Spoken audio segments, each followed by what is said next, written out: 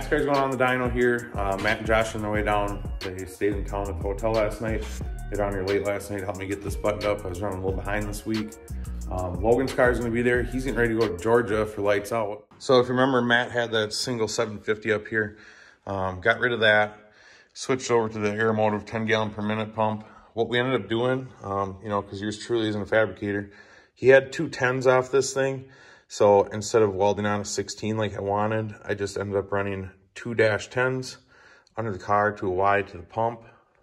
So this is where they come through the floor here into this Y, into the Aeromotive filter.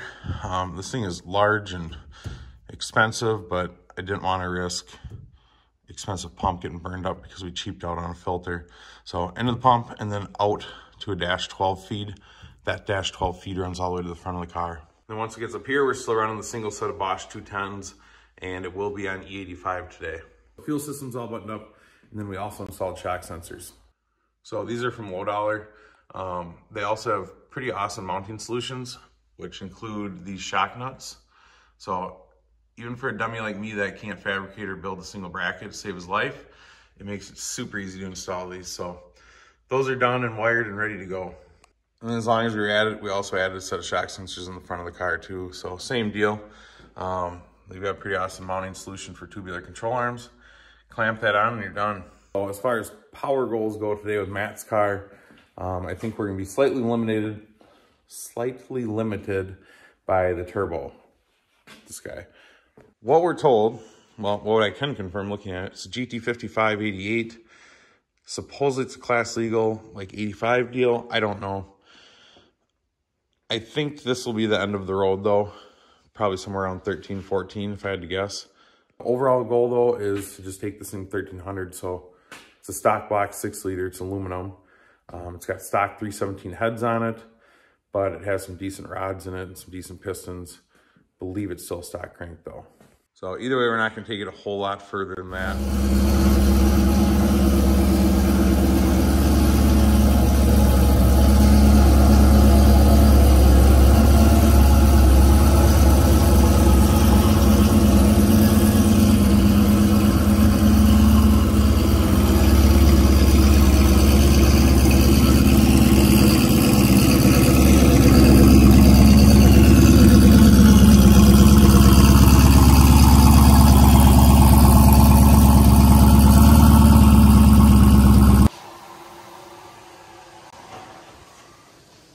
Matt, how much horsepower do you think your car is going to make today? What's that? How much horsepower do you think your car will make today? I don't know. How many horsepowers? 860. 860? To the crank. On 7 pounds. 860 to the crank on this side. 860 to the crank. How many pounds, how many horsey powers do you think it'll actually make? I'll edit this out when it only makes 1,000. 1342. 1340, that's because that's what your old car made. Because my old car made 1340, I need to beat it by 1 horsepower. I honestly don't know what rods are in it. Got a TV in there, smart TV? I believe they're K1s. K1s with a stock crank, right? No. Oh, K1 crank. There's some of the streaming services on it. Really? Worse than the stock crank. I thought it was a stock crank. Oh, okay. So this is just a quick little shakedown run here on Wastegate. It's got twin 46mm gates. It made like 6 pounds and crept to 9 and made, I think, 680 horse.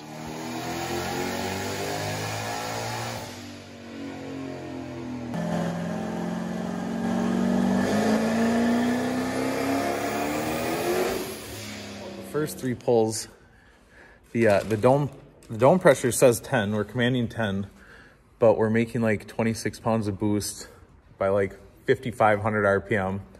So we just got a gauge in here real quick. Steven, hit the button.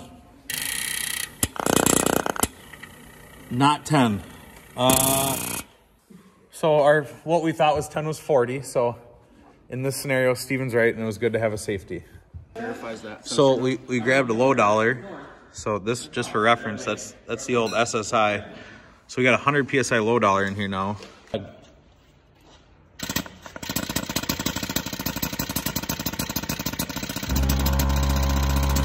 20, 20.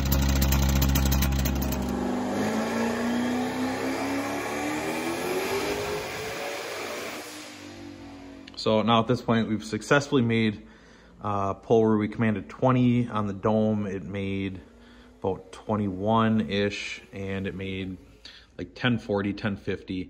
And we try to take a step up here, and we go 30 on the dome, and the thing makes a pretty decent pull, but then it falls on its face at 6,500. And then we had a little coupler issue. That wasn't a big deal. We fixed that, and we get back to it. And basically anything over 1,000 horse, which is basically anything over 20 pounds, the thing falls on its face after 6,500. It makes good power up to that point. It starts to make like a weird flutter, and that's the end of it. And that brings us back to the garage. So it was pretty much unsuccessful. We got to like 20 pounds, 1050 horse. Anything after that, it would pull pretty nice up to 6,500. It would hit 6,500, it would drop like a rock, like 300 horse on the dyno. And it would make, I don't even think you can hear it in a video, but it was almost like a flutter. It would start fluttering. I'm not even trying to make the noise because you'll laugh, but it wasn't like a miss, a flutter. That's the only way I can describe it. And it would just start bailing out power, and it wasn't good. So while we were there, we pulled the valve covers off. We checked the springs, make sure it wasn't like a broken spring, broken rocker, anything dumb like that. We had plugs out of it, obviously. Did a compression check. It was like 150, 152 cranking on every hole. Temp gunned it. It was high in RPM, it was low in RPM. Like, injectors didn't seem to be an issue. Air fuel was still spot on. The boost was spot on. It just didn't like anything after 6,500. So I'm kind of at a point now where my gut tells me it's like a valve spring issue, a valve float issue, because that's what it sounded like. But I don't know for sure. I mean, everything in the log says it was correct. It's like a mechanical issue at this point. And then we did have another issue too, which is kind of a weird one. So the understanding I had, I think Matt had when we bought the car, is that it was a 3-speed 400, like a 210, 148, 10, which seemed about right and seemed pretty believable. You got some paperwork with it. On the dyno, we had no second gear. So reverse hit's nice, first hit's nice, second, no change in RPM. You can't hear it, you can't feel it. It keeps driving fine. And then third hits nice and hard and pulls like it should. So kind of a strange deal. I don't know a ton about 400s. Any 400 I have ever had is just like stock planetary type of deal. I don't know if this could have been like a 2-speed deal that was converted into a 2-speed 400 at one point, but I don't know enough to tell you if it should drive in second and first on the gear selector. And below it was, we verified it, obviously, check train fluid, stuff like that. But it's just a super odd deal. I mean, like, so on the dyno, he's starting first, and we would click second, and there was zero change whatsoever, going to third, and then third would hit. So I'm not sure. If somebody knows something more about 2-speed and 3-speed 400s than I do, I will take any input I can get at this point. But where do we go from here? Basically, at this point, I think what I'm gonna do is I'm gonna pull the motor, I'm gonna pull the tranny, I'm gonna pull the motor apart, and I'm gonna pull the transmission apart. I'm kind of frustrated, not frustrated, I'm not frustrated with like the car or anything like that, or the purchase of it, but I'm frustrated in the sense that I don't really know what's in here. We've got some paperwork and been told some things. I'm not accusing anybody of being like a liar or anything like that, but I want to see what's actually in what we're dealing with. The reality is, I believe most of the stuff got built like 5 years ago, and the car wasn't really used. So I don't want to roll the dice and drive across the country or drive back to the dyno and have another issue. So at this point, like, let's just pull it down and see what we got. In the meantime, though, I finally got my parts I've been waiting on. I've got the new blow-off valves for the new charge pipe. So if you're behind, the last thing you need on the car is a charge pipe. And I've really been dragging my feet on it. But we got our sweet new blow-off valves from Summit. Mind you, I didn't even know that was a thing. If I can save 20 bucks, I'm gonna save 20 bucks. Some clamps. We got our reducer to get off the turbo. I got my flange forward on 3. Some clamps, some vibrant tubing, stuff like that. So I can finally get that put back together. Another cool part I got is a sweet fuel pump. So I got this from Robert Ett. I think AEI Daily. I don't know how they all intertwine, but anyhow, he made this. This is awesome. So I used to have the welded together gear, and this one actually clamps from the front. It's got the ribs on it, similar to some other ones. Aeromotive actually makes the pulley I need, but they don't have the ribs on the edge, and I'm not good at lining stuff up, so these make me feel better.